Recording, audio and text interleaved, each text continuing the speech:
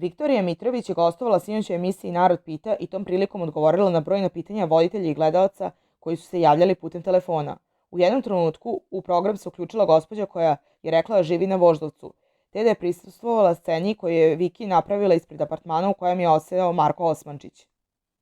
Kako je gledateljka objasnila, Viki je lupala na vrata apartmana da bi je Osmančić otvorio, a kako on to nije želeo da uradi, bivša zadrugarka je navodno vrata polomila.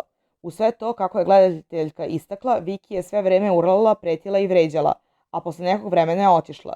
Nedugo zatim, iz apartmana su, prema njenim rečima, izašli Marko Osmančić i Marijana Zonjić. Viki je ovu priču demantovala uz obrazloženje da nije lomila vrata, već je samo lupala kako bi joj Marko otvorio. Ipak, gospođa je bila uporna, te je naglasila da je celu dramu snimala telefonom, pa joj je voditelj tražio da pošalje snimak. Da li će javnost zaista ugledati još jedan u nizu skandala bivših zadrugara, ostaje nam da vidimo.